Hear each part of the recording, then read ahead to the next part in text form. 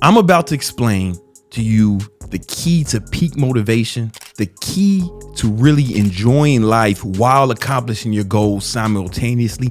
And I'm going to show you what's been stopping you and hindering your advancement, what's been stopping you from accomplishing your goals and causing you to feel depressed, anxious, or unmotivated. It's all the same thing. You can either use this to propel you to new heights and accomplishments, or you can use this to ruin your life and the lives of others around you. What am I talking about? I'm talking about dopamine. That's right. Dopamine is a neurotransmitter that is responsible for all motivation and drive. All right. When your dopamine levels are high, you feel incredible. Your quality of life, your well-being, and the amount of pleasure you can actually experience at a given time is in direct proportion to how much dopamine is in your body. It's in direct proportion to your baseline level of dopamine. And in this video, I'm going to show you how to actually manage your dopamine levels to help you accomplish more, to have more motivation, and to really live the life of your dreams. If you don't do this right, you are in for a life of suffering and you will be mediocre at best. That's the best case scenario. You're going to be mediocre.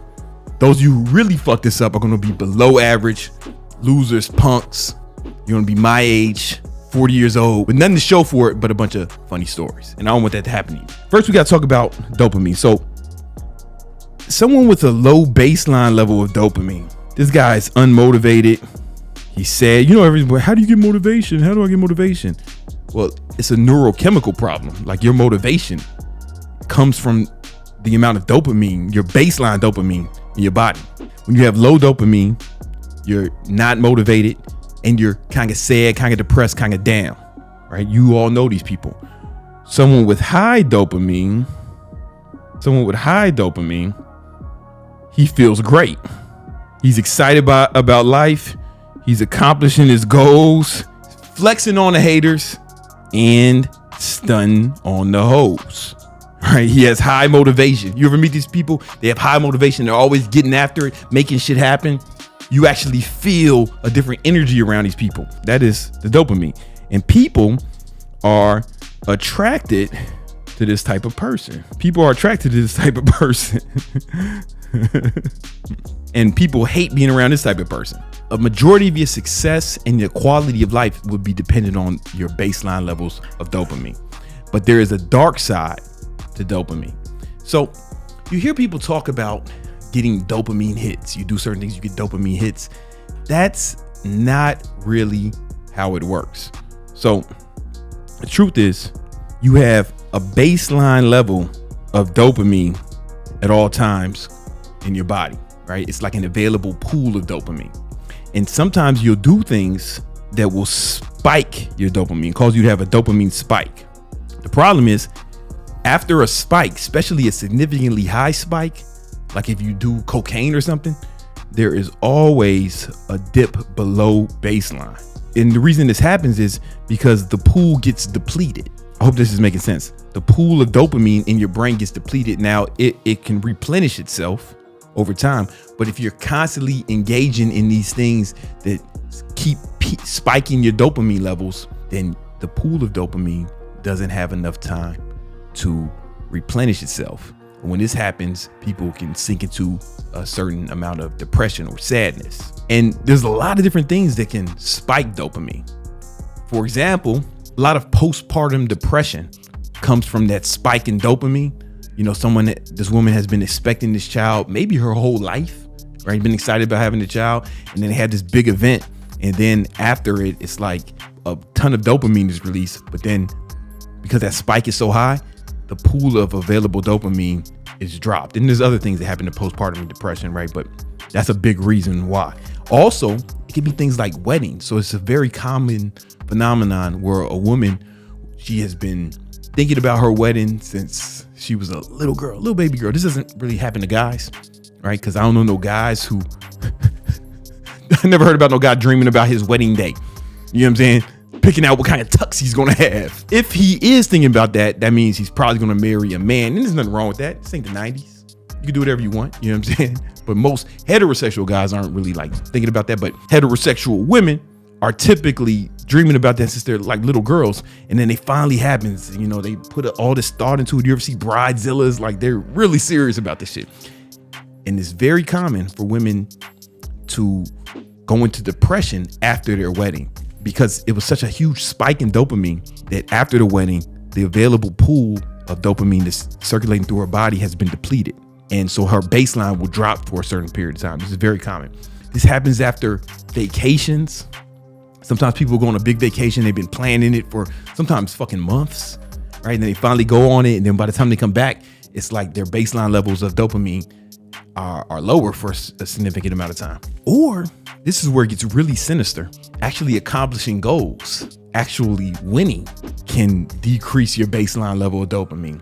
For example, I learned a lot of this because I have bipolar, right? And bipolar is really one of the main things that causes bipolar is inability to regulate dopamine, right? So when your dopamine levels are really high, they start to be, your dopamine levels kind of go out of whack. They go really high, and that's called like mania. You start going crazy. You start thinking I never done cocaine, but I've seen people on cocaine, and I imagine that mania feels the same because I have experienced mania on many occasions.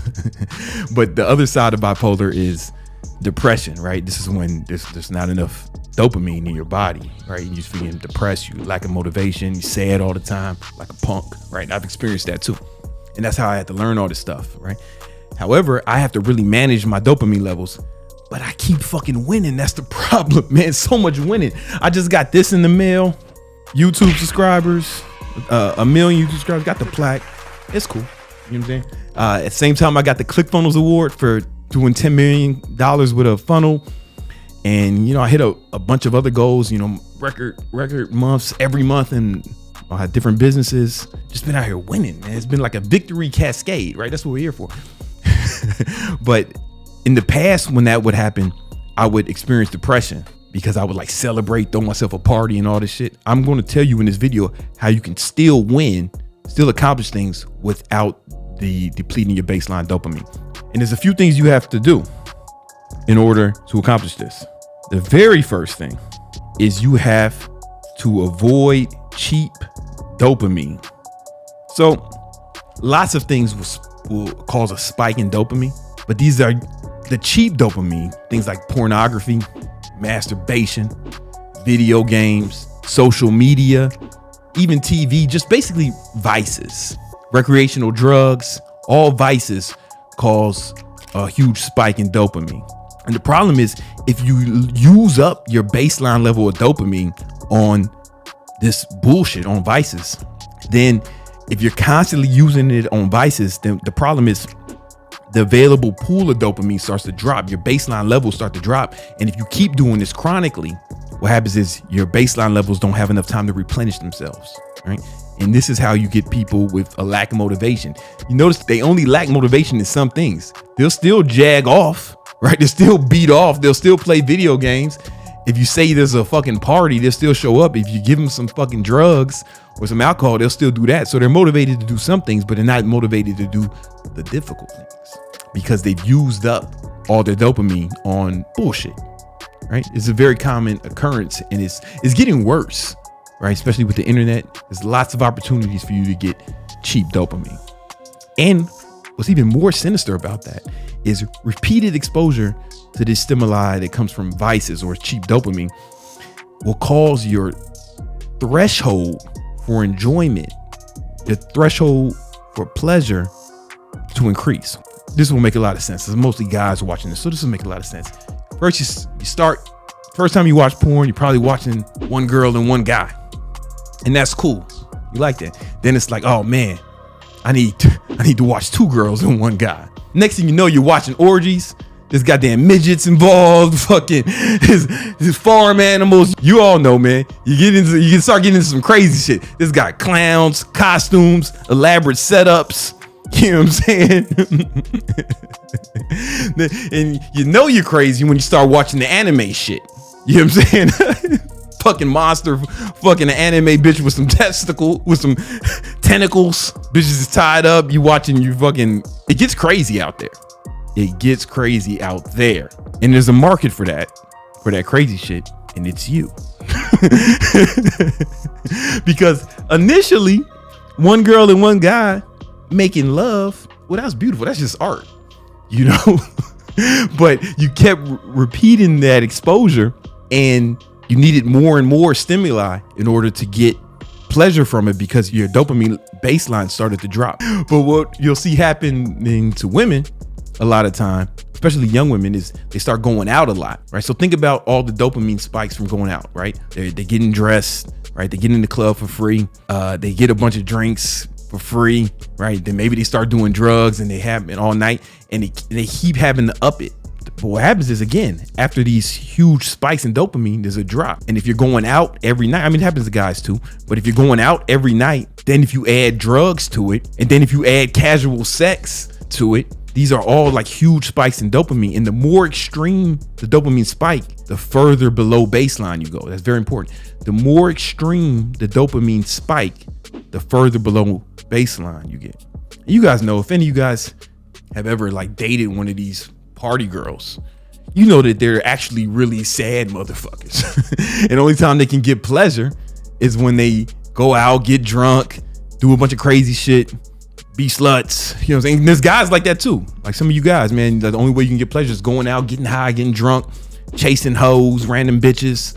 It's going to cause huge spikes of dopamine, but then that's going to mean the drop is going to be lower, right? The drop is going to be significantly lower.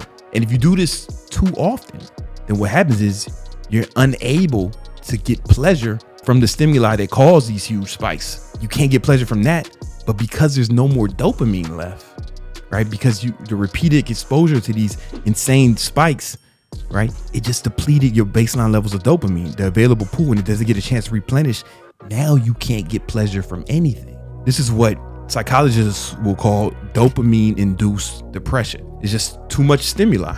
And it doesn't even have to be as intense as going out every night, doing drugs, fucking random people. It could be you're on the video games. You're going too hard with the video games. You get what I'm saying? Or it can be addicted to social media. You're fishing for likes and comments all day, arguing with people and shit in the comments. These are dopamine spikes.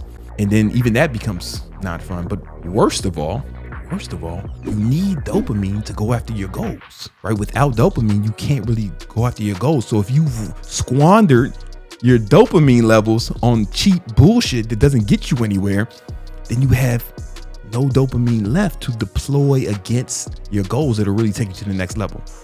Hope this is making sense. I hope you guys are getting that. So first thing we got to do is we got to avoid cheap dopamine. What are the cheap dopamine? Basically all vices. Excessive video games. The only time you should play video games is when you're doing cardio. You watch any of my videos, you're doing cardio on exercise bike. That's the only time it's acceptable to play video games. Video games, recreational drugs, excessive partying, casual sex. Man, if you were out here chasing hoes, chasing bitches, one, you tripping, man. You should be such a G that they chasing you. First of all, right? But if you out here chasing them, having sex with random people, like the threshold for that is going to go up. In fact, I seen Dan Bilzerian, right? I seen an interview with him on More Plates and Dates. And he was saying that it's like having sex with just one girl just like wasn't enough for him anymore. He had to have sex with new random girls all the time. Exactly what I'm talking about. You know what I'm saying? So it kind of causes you to not be able to enjoy the simple things in life because you've raised your threshold. What you really want to do is lower your threshold for enjoyment. You want to be able to get enjoyment from the small things as opposed to the fucking, you shouldn't have to have an orgy to enjoy life. You shouldn't have to have a boat full of 50 bitches getting drunk, getting high to enjoy life, right? That's like over the top. You want to actually lower your threshold for enjoyment. You want to be able to do the small things. I'm showing you how, right? Social media, casual sex, chasing hoes, video games, excessive partying, recreational drugs, alcohol. All these things will actually deplete your dopamine, and you waste this resource on bullshit. And that's not what you want to do. Now, after that, you have to increase your baseline. levels of dopamine. How do you increase your baseline? Well, there's a few things you can do to actually increase your baseline level of dopamine, as opposed to having these huge spikes that are going to be followed by a decrease in baseline. And there's a few things. One is working out. Working out has been shown to actually increase your baseline levels of dopamine. Again, I have bipolar and I've struggled with depression my whole life. And the very first time I remember being like depressed, like straight up depressed, where like I didn't care if I lived or died, I was like 15, and I started working out when I was 16, and it got me right out of that depression, man. And it's something that I've stuck, as you can see, I stuck with it for a long time. But anyway, so exercise, having some sort of exercise regimen is definitely going to increase your baseline level of dopamine, and studies have shown that. Another thing you can do to increase your baseline level of dopamine is cold showers or cold exposure, right? So you can do cold showers. I do cold showers every day because it's been shown to, for at least a few hours, to actually more than double your baseline levels of dopamine without the drop below baseline that you would experience from other spikes, right? So I really like doing cryotherapy. I do cryotherapy a few times a week. If there was one closer to me, I'd do it every day. But I definitely take cold showers every day, sometimes multiple times a day, right? Like if, I work from home. So if I ever feel myself getting drowsy, or I feel myself like losing motivation throughout the day, cold shower, stay in that joint for like 2 minutes, make sure it's cold for 2 minutes, and I come out kind of refreshed, ready to attack goals, right? There's 2 supplements that actually have been shown to increase baseline levels of dopamine. One is caffeine. So caffeine has actually been, it doesn't necessarily increase the baseline. Studies show that it actually improves your receptors, right? So you're actually able to utilize the available dopamine better. So you have the experience of increasing your baseline. Caffeine it's a wonder drug. Y'all know I'm a big caffeine fan. The other one is L-tyrosine. L-tyrosine. And this has been shown to actually increase your baseline levels of dopamine for a short period of time. Great supplement. You don't want to abuse it, right? You don't want to go too hard, right? But if you're taking about between 500 and 1,000 milligrams, studies show that it increases your baseline level of dopamine for hours at a time. So you want to increase your baseline with these things. And then you have to protect your baseline levels of dopamine. How do you do that? Well, again, we've already eliminated the cheap dopamine, or at least severely limited it. I'm not telling you not to do video games ever. I'm not telling you not to have sex ever, or not to party ever. It's just you don't want to be too indulgent in that stuff, right? Because again, if you're going to do these things, right, I'll still go on a vacation every once in a while. I'm fully aware that following that vacation, my baseline levels of dopamine may be lower as a result, right? Because of the spike. So you want to avoid cheap dopamine as much as possible. But also, what's very important is that you become more stoic. And one of the main benefits of Stoicism is you don't get too excited or sad, right? You don't get too excited when things get good, and you don't get too excited when things get bad. For example, when I hit over 1 million subscribers on YouTube, I didn't throw myself a party. I didn't fucking act crazy. I didn't really celebrate at all. I mean, I was happy it happened. I acknowledged it, but I just went back to work that same day, right? I remember when I hit 1 million followers on Instagram, it's like I woke up and I was next to my girl, and she said, "You hit 1 million followers." Like, oh, that's cool. And I went to the gym, right?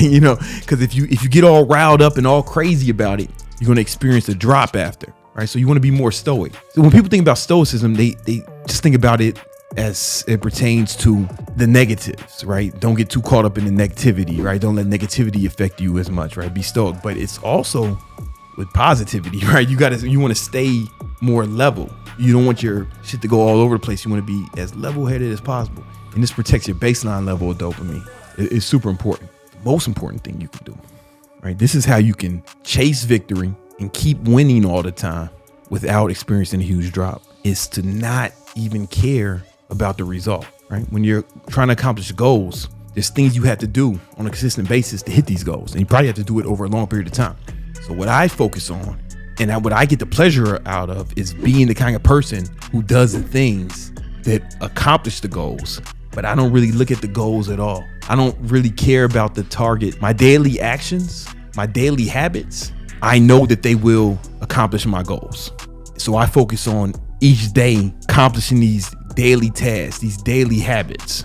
And as a result, I focus more on that. So now every day is a victory. I don't celebrate every day. I don't fucking throw myself a fucking party because I did everything on my list, but I do get a sense of pride, and I get that every day, as opposed to waiting for the big fucking championship thing. And you're like, yeah, $1 million, yeah. And I throw a party, get drunk and high like a bitch. I don't even celebrate my birthday. I'm a weirdo. I take this shit to the extreme.